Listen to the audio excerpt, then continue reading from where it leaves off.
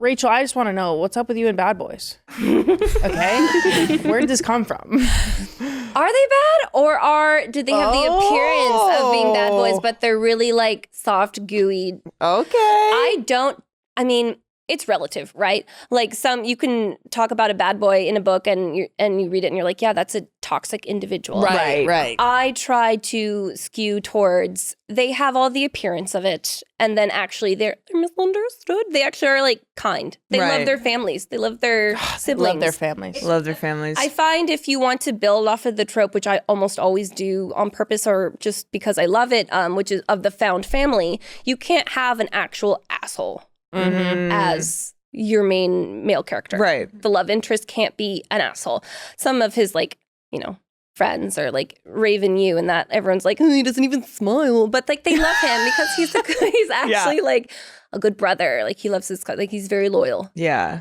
They tend to have to build up a rougher exterior because of whatever situation they're in. Absolutely. And I mean, I consider that to be kind of a universal thing. Sometimes we all kind of have our guard up about a lot of stuff. That's what I loved about, I think, Raven specifically, is that he's got this tough exterior. He's driven. He loves his family. He seems like the asshole. And then anything to do with her, I'm like, walk him like a dog, bitch. Yeah. I love it. Super. I had a note in my very early edits, which I thought was so funny. And I still think about it now, which is when it was before Raven and Elspeth. This is like round 1.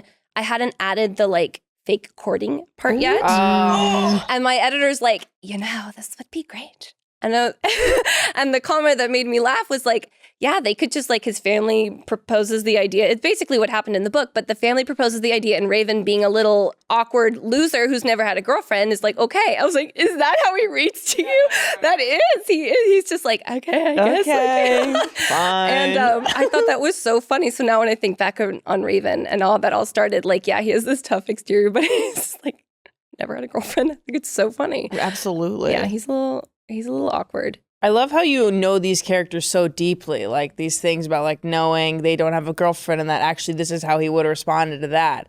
I think you have to intimately know the personality types of all of them. Yeah, you know stuff that sometimes it'll never even be articulated on the page. Mm-hmm. It's inferred or something like that. You have to like make all these behind the scenes, at least for me, behind the scenes decisions so that I can, to know it, to then be able them. to, exactly. Yeah. Actually, when you write about them, you know all of that and it goes into it. Is that kind of the process? Yeah, absolutely. I'm not someone who is there's like the school of plotting and the school of pantsing.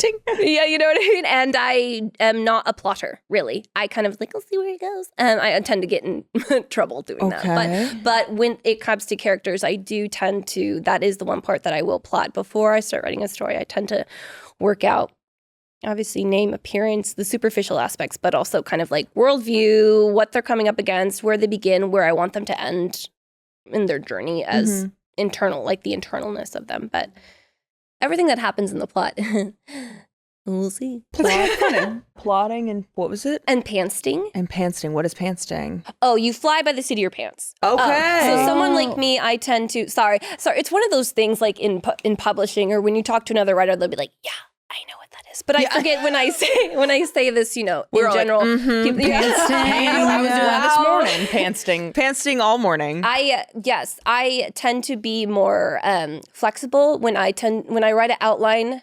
I get mad at myself because I'm like, you've boxed yourself in, and I'm railing against myself here. But but there are authors who like chapter by chapter, they know exactly what's going to happen before they even start writing. And myself, things change as you go. I tend to be a little more flexible. I call it a little more chaotic about it. So I have like what I call a flashlight theory where I can see it far enough ahead of where the story's going. And then everything else we'll see. I tend to know beginning, middle, end, and that's it. Fun. But the characters, yes, behind the scenes, I do work them out a little more. The ideas behind your books sometimes are something I've never read before. Like even the Knight and the Moth. I was reading, I was like, okay, interesting.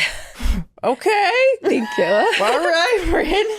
It's just very different. Even this idea in One Dark Window of cards and the cards holding magic and then like a nightmare inside the head. I was like, okay, I haven't actually read that because we get the the normal of like, you know, vampires and magic, which I love, but I thought this idea of cards, it took me a minute to kind of figure it out. Yeah, there's a lot. They all have different rules. I hear that. It honestly, people, I take it as flattery and a compliment that people ask me the most probably about my magic systems, which is really funny because I write them. I'm like, I will come up with the most unique thing. No, it comes from me just liking what I call like hard magic systems. So it's like tangible objects because as a fantasy reader growing up, sometimes I am confused by more cerebral or more like intangible, like, okay, they have the power, even just something like elemental power where, you know, lightning and you're exploded. But I'm like, well, how? How does like, it cause are that? they clenching their butthole while that's going? You know what I mean? Like, what is making it go? And what are the limits? Yes, Like, where... I just like the rules. So that's how that all came to be. And in like One Dark Window too, I like to kind of juxtapose it. There's something called the infection where there's magic that is completely out of control, not measured. It's random. So I use like a tangible hard magic system with finite and has set rules versus the opposite. But yeah, I think it honestly, and with the Stonewater Kingdom, they're objects as well. I think it just honestly comes from me liking magical objects. And what got you into the magical object? Just a little freak, I guess. Right. What did give me into it? Honestly, it's just like the need to control the thing. I don't know. Like I grew up with some like classic fantasy, like so like classic Tolkien. folklore kind of vibes? Yeah, and like Tolkien and all the things. I like the wizard and his staff and like I don't know. I don't really know. I think honestly it just comes from I like the atmosphere it brings. I like that it's fun to explore the characters because how they use the object will vary from character to character. You can explore a lot with that. I just feel like there's room to play. There's always room to play in fantasy, and I think honestly that's why I lean heavily into it because I can do whatever I want. Are you precious about objects in like your writing space? Or just in your Like, life? do I have my in own your magical life. objects? Yeah, or something that you hold dear. That's a good question. Like, did you feel emotions for inanimate objects growing up? Oh, I feel emotions for inanimate objects now. Like sometimes I don't. Like I'll go into a thrift store and be like, it needs a home. Right. There, yeah. Yeah, I am. I'm precious about a lot of things when it comes to like a lot of, I think I'm getting even more precious as I get older about it. Like I want to own my clothes long enough that they feel like a part of me. I want to own things for a long time. When I was younger and kind of establishing style or establishing anything, the things that you purchase, like I feel like I go through a rotation. But as I get older, I don't want to be just like buying and donating in anything anymore. I kind of want to, I don't know. Capsule wardrobe? Yeah, or just like everything feels lived in. Yeah. I really like that. Yeah. So I would say yes, I'm precious about a lot. I was one of those like kids where I had to rotate the stuffies and the Beanie Babies because I didn't want anyone to feel left out. Right. Yeah. No, that's beautiful. That's beautiful. That's precious. Yeah, Yeah. no, it is. It's something. Who are some of your favorite, I guess, like maybe misunderstood characters, sexy villains, anything like that? God. In literature across the board, Mm-hmm. Literature, or I'm going to say it, movies, TV, whatever. I'm really enjoying, it's a completely different adaptation, but I love Guillermo del Toro, and the recent adaptation of Frankenstein was beautiful to watch. I don't know how I felt about Jacob Elordi, but then he was he was a monster. He was a monster. The deep like voice of it all. To me, there's a disconnect between the book and that, but I did appreciate that. I wouldn't say the monster in Mary Shelley's Frankenstein is a sexy villain. Right. He like murders children. Right. Yeah. You're